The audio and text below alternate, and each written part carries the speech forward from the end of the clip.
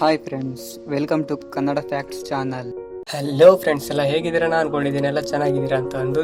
ಈ ವಿಡಿಯೋದಲ್ಲಿ ನಾವು 5 ಗಂಟೆಗಳಿಗಿಂತ ಕಡಿಮೆ ನಿದ್ರೆ ಮಾಡಿದ್ರೆ ಏನಾಗುತ್ತದೆ ಅಂತ ನೋಡೋಣ. ದೊಡ್ಡವರು ತುಂಬಾನೇ ಹೇಳ್ತಾ ಇರ್ತಾರೆ ಬೇಗ ಮಲಗೋ, ಬೇಗ ಎದ್ದೇಳು ಅಂತ ಅಂದ್ಬಿಟ್ಟು. ಆದ್ರೆ ಇನ್ನೊಬ್ಬತ್ತು ಕೂಡ ಅವರೇ ಹೇಳ್ತಾರೆ ಏನಂತ ಅಂದ್ರೆ ಹುಟ್ಟು ಗುಣ ಸುಟ್ರು ಹೋಗಲ್ಲ ಅಂದ್ಬಿಟ್ಟು ಅವರು. ಆದ್ರೆ ಅವರು ನಮ್ಮ ಆರೋಗ್ಯಕ್ಕೆ ಹೇಳ್ತಾರೆ. ಓಕೆ, ವಿಡಿಯೋ ಕಡೆ ಬರೋಣ. ರಾತ್ರಿ ತುಂಬಾ ಲೇಟ್ ಆಗಿ ಮಲಗೋದು ಆರೋಗ್ಯಕ್ಕೆ ಒಳ್ಳೆಯದಲ್ಲ. ಸರಿಯಾದ ಸಮಯಕ್ಕೆ ನಿದ್ರೆ ಮಾಡಿದರೆ ಹೃದಯಕ್ಕೆ ತುಂಬಾ ಒಳ್ಳೆಯದಂತೆ. ಅದೇನ 1.5 ಗಂಟೆಗಳ ಕಾಲ ಲೇಟಾಗಿ ಮಲಗುವುದರಿಂದ ಹೃದಯದ ಆರೋಗ್ಯಕ್ಕೆ ಹಾನಿಕರವಂತೆ. ನಿದ್ರಾಹೀನತೆಯು ಹೃದಯದ ಸಮಸ್ಯೆಗಳಿಂದ ಕಾರಣವಾಗಬಹುದು. ಪ್ರತಿದಿನ ಒಂದು ನಿರ್ದಿಷ್ಟ ಸಮಯದಲ್ಲಿ ಮಲಗುವವರಿಗೆ ಹೃದ್ರೋಗ ಬರುವ ಸಾಧ್ಯತೆ ಕಡಿಮೆ ಎಂದು ಅಧ್ಯಯನವು ಹೇಳಿದೆ ಅಂತೆ. ನಿದ್ರೆಯ ಕೊರತೆಯು ಆರೋಗ್ಯದ ಮೇಲೆ ಪರಿಣಾಮ ಬೀರುತ್ತದೆ ಎಂದು ಈ ಅಧ್ಯಯನ ಹೇಳುತ್ತದೆ. ಅತಿಯಾದ ಒತ್ತಡವು ನಿದ್ರೆ ಸಮಸ್ಯೆಗಳನ್ನು ಉಂಟು ಮಾಡಬಹುದು. ಆದ್ದರಿಂದ ಒತ್ತಡವನ್ನು ನಿರ್ವಹಿಸುವುದು ತುಂಬಾ ಮುಖ್ಯವಾಗಿದೆ. ಅದು ಹೇಗೆ ಅಂದರೆ ಧ್ಯಾನ, ಯೋಗ, ವಾಕಿಂಗ್ ಇತ್ಯಾದಿ ನಿಮ್ಮ ಒತ್ತಡವನ್ನು ಕಡಿಮೆ ಮಾಡಲು ಸಹಾಯ ಮಾಡುತ್ತದೆ. ಇದು ದೇಹದ ಸಂತೋಷದ ಹಾರ್ಮೋನುಗಳನ್ನು ಸೃಷ್ಟಿಸುತ್ತದೆ. ಇದು ಉತ್ತಮ ನಿದ್ರೆಗೆ ಕಾರಣವಾಗುತ್ತದೆ. ಆದರೆ ವ್ಯಾಯಾಮದ ನಂತರ ತಕ್ಷಣ ಮಲಗುವುದು ತಪ್ಪು.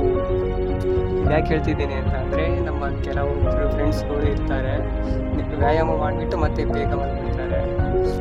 ನಿದ್ರೆ ವಿಳಂಬವು ಸೆಲ್ಯುಲಾರ್ ಹಾನಿ ಮಾಡುತ್ತದೆ, ಉರಿಯೂತ ಮತ್ತು ಹೃದ್ರೋಗ ಸಾಧ್ಯತೆಗಳನ್ನು ಹೆಚ್ಚಿಸುತ್ತದೆ.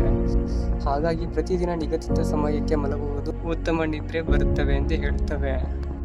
ಮಲಗುವ ಮುನ್ನ ಫೋನ್ ಬಳಸುವ ಅಭ್ಯಾಸ ನಮಗಿದೆ, ಅದು ಎಲ್ಲರಿಗೂ ಇದೆ ಅಂತ ಹೇಳ್ಬೋದು. ನಾವು ಉಪಯೋಗಿಸುವ ಮೊಬೈಲ್ನಿಂದ ಅದರಿಂದ ಹೊರಸೂಸುವ ನೀಲಿ ಬೆಳಕು ನಿದ್ರೆಗೆ ಭಂಗ ತರುತ್ತದೆ ಎಂದು ಹೇಳುತ್ತದೆ. ಫೋನ್ ಬಳಸುವುದರಿಂದ ಮೆದುಳಿಗೆ ರೆಸ್ಟ್ ಎಂಬುದು ಸಿಗುವುದಿಲ್ಲ. ನಾವು ಮಲಗುವ 1 ಗಂಟೆಯ ಮೊದಲೇ ಫೋನ್ ಬಳಸುವುದನ್ನು ನಿಲ್ಲಿಸಿದರೆ ನಿದ್ರೆಗೆ ಒಳ್ಳೆಯದೆಂದು ಒಂದು ಅಧ್ಯಯನವು ಹೇಳುತ್ತದೆ. ಆದರೆ ಒಂದು ಅವಕಾಶವಿದೆ. ಅದೇನು ಎಂದರೆ, ಅತಿಯಾಗಿ ಮೊಬೈಲ್ಗೆ ಅಡಿಕ್ಟ್ ಆದವರು, ರಾತ್ರಿ ಹೆಚ್ಚು ಫೋನ್ ನೋಡುವವರು ಕೋಣೆಯ ಲೈಟನ್ನು ಆನ್ ಮಾಡಿಕೊಂಡು ಫೋನ್ ನೋಡುವುದು ಉತ್ತಮ. ಏಕೆಂದರೆ ಫೋನಿನಿಂದ ಬರುವ ನೀಲಿ ವಿಕಿರಣಗಳು ಕಣ್ಣಿಗೆ ಹಾನಿ ಮಾಡುತ್ತವೆ. ಕೊಠಡಿಯ ಲೈಟ್ ಹಾಕಿಕೊಂಡು ಫೋನ್ ನೋಡುವುದರಿಂದ ನೀಲಿ ವಿಕಿರಣವು ಕಣ್ಣಿಗೆ ತಲುಪುವುದು ಕಡಿಮೆಯಾಗುತ್ತದೆ.